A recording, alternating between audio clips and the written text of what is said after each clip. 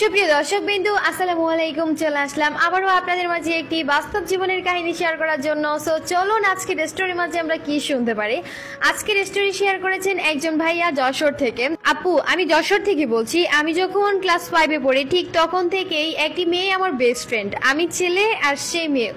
আমরা দুজনেই দুজনকে অনেক বেশি পছন্দ করতাম, দুজনেই বেস্ট ফ্রেন্ড। পছন্দ করতাম বেস্ট ফ্রেন্ডের দিক দিয়ে, কখনো কোনো দিন আমরা নেগেটিভ সাইডের দিক দিয়ে গিয়ে আমরা কখনোই পছন্দটা আসলে করিনি। সবসময় বন্ধুত্ব ছিল আমাদের। যেহেতু দুজনেই একই স্কুলে পড়াশুনো করতাম সেহেতু দুজন দুজনকে ভালোভাবেই বুঝতাম, জানতাম, শুনতাম। যখন আমরা ক্লাস 10-এ উঠি ঠিক তখন আমাকেও মোবাইল দেয়, তার ফ্যামিলি তাকেও মোবাইল দেয়। দুজনের এবার মোবাইলে অনেক গালাফ হয়, অনেক কথাবার্তা হয়। বাট আগে কিন্তু ফোনে কথা হতো না, এমনিতেই স্কুলে যখন আসতো তখন দেখা হতো। বাট এর আগে পরে আমাদের দেখা হতো না, কথা হতো না। কিন্তু যখন থেকে আমরা ক্লাস 10-এ উঠলাম, মোবাইল পাইলাম, ঠিক তখন থেকে অডিও কল, ভিডিও কল সব সময় তার সাথে আমার যোগাযোগ হয়। অ্যান্ড দুজন দুজনকে অনেকটাই মানে কলেজের টুকরা ভাবতাম। বাট এটাও বলতাম যে তোর যদি একটা সময় বিয়ে হয়ে যায় তখন আমাকে অনেক মিস করবি। সে তো তখন কান্না করে দিত, একদম বলতো না তোকে ছাড়া একটু থাকতে পারবো না, বাট তোর সাথে সবসময় কথা বলবো। আমি বলতাম তোর জামাই যদি তখন তোকে জিজ্ঞেস করে যে ছেলেটাকে বা তার সাথে কিসের কথাবার্তা এই সেই নিয়ে যদি তোকে অনেক রকমভাবে অনেক কথা শোনায় তখন তুই কি করবি? বলে যে প্রয়োজনে আমি আমার হাজবেন্ডের সাথে থাকবো না, প্রয়োজনে আমি তোর সাথে কথা বলবো। আমি বললাম ও মাই গড, তুই আমার জন্য এত পাগল। তারপর আর কি দুজনে অনেক ফাজলামি দুষ্টামি করতাম। তো দুজনেই বেস্ট ফ্রেন্ড ছিলাম।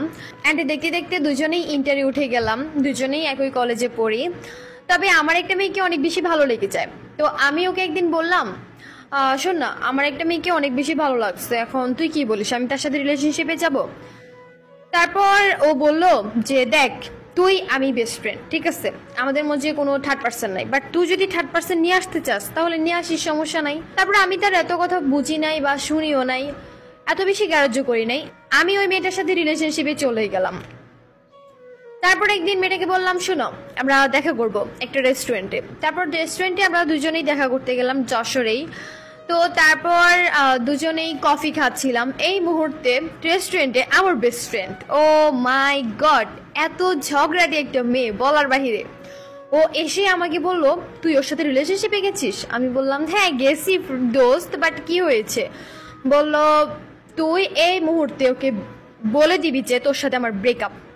আমি বললাম না না, আমি ওকে কোনো মতেই বলতে পারবো না যে তোর সাথে আমার ব্রেকআপ। আমি ওকে ভালোবাসি, আমি ওকে ভালোবেসে বিদেই তার সাথে আমি রিলেশনশিপে গেছি।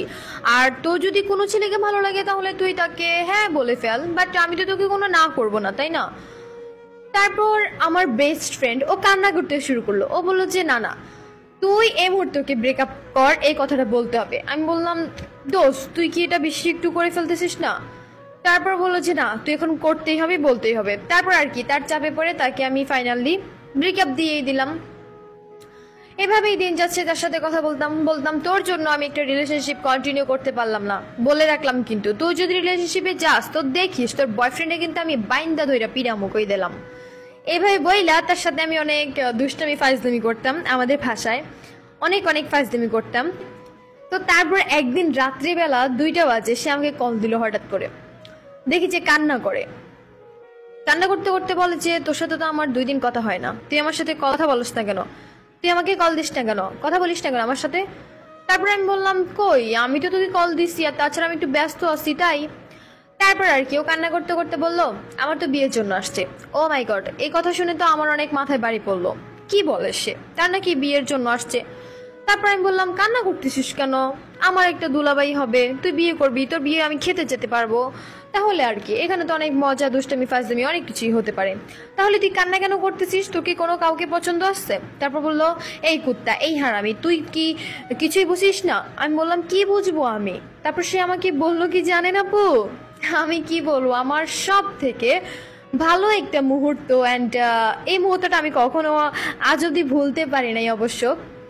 বাট এই মুহূর্তটা আমি আসলে বলতে গেলে খুব ইমোশনাল হয়ে যাই, খুব ইমোশন কাজ করে আমার মধ্যে। যাই হোক আপু, ঠিক তখনও আমাকে বলে যে তুই কিছুই বুঝিস না, আমি তোকে ভালোবাসি বিদায় তোকে আমি তোর গার্লফ্রেন্ডের সাথে থাকতে দেই নাই, ব্রেকআপ করিয়ে ফেলছি, এখন আমি তোকে চাই। তারপর আমি তো জাস্ট অবাক হয়ে আমার ফোনটা হাত থেকে পড়ে গেল। আমি বললাম ও আমাকে পছন্দ করে, ও আমাকে ভালোবাসে। আমি তো ওকে পছন্দ করি, বাট কখনো তো ওইরকম নজরে দেখি নাই, বাট সে আমাকে একটা মেয়ে হয়ে প্রস্তাব দিয়েই বসলো। তারপর আর কি মোবাইলটা খুঁজে নিয়ে বললাম, সত্যি আমাকে পছন্দ করিস?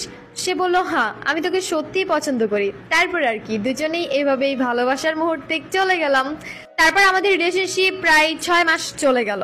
ফ্রেন্ডশিপ থেকে রিলেশনশিপ থেকে একেবারে দুজন বিয়েই করে ফেললাম। দুই ফ্যামিলিকে মানিয়ে দুজন বিয়ে করে ফেললাম। বিয়ে করার পর প্রায় আজ থেকে 5 বছর কেটে গিয়েছে। আমার একটা মেয়ে হয়েছে। আমি, আমার ওয়াইফ অ্যান্ড আমার মেয়ে, আমরা তিনজন অনেক অনেক হ্যাপি আছি, অনেক অনেক ভালো আছি। আর তাছাড়া আমি প্রাইভেট কোম্পানিতে ভালো একটা জব করি। ঢাকায় চলে আসলাম আমার বউকে নিয়ে, আমার বাচ্চাকে নিয়ে। আমার পরিবার যশোরেই আছে, বাট অনেক অনেক ভালো আছি আমরা। তবে আমার বেস্ট ফ্রেন্ডের সাথেই আমার লাভ স্টোরি থেকে ডাইরেক্ট বিয়ের পর একটা সন্তান হয়ে গেল। দেন আমার অনেক ভালো লাগে আমাদের স্টোরির কথাটা ভাবলে। তো আমি ভাবলাম যে আমার স্টোরিটা আপনার কাছে শেয়ার করি। আপনার কাছে শেয়ার করলে হয়তো বা এমনও কিছু বেস্ট ফ্রেন্ডের জুটি আছে, তারা শুনবে, শোনার পর হয়তো বা ভালোটা হবে বা খারাপটা হবে, বা মনের ভাব প্রকাশ করতে পারবে, আপনার এই গল্পটা শুনে শেয়ার করতে পারবে। অনেক রকমভাবে অনেক কিছু ভেবেই আপনার কাছে আমি গল্পটা শেয়ার করলাম। আপনি প্লিজ শেয়ার করবেন। অ্যান্ড থ্যাংক ইউ ভাইয়া, আপনার গল্পটি শুনে ভীষণ ভালো লেগেছে।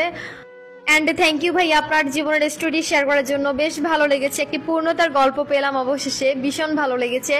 আপনাদের জন্য দোয়া অ্যান্ড ভালোবাসা আমার পক্ষ থেকে কিন্তু সবসময় থাকবে। আর হ্যাঁ, আমার প্রিয় বন্ধুরা, আপনারা যারা আমার গল্পটি শুনতেছেন, তারা প্লিজ এই কাপলদের উদ্দেশ্যে একটি কথাই বলবেন, যে তারা যাতে ভালো থাকে, সুখে থাকে, অ্যান্ড মৃত্যুর আগ পর্যন্ত যাতে দুজন একসাথে থাকতে পারে, অ্যান্ড পরকালেও যাতে একসাথে থাকতে পারে, এইটুকু দোয়া করে দিবেন। সো আপনাদের সবাইকে অসংখ্য ধন্যবাদ আমার স্টোরিটি শোনার জন্য।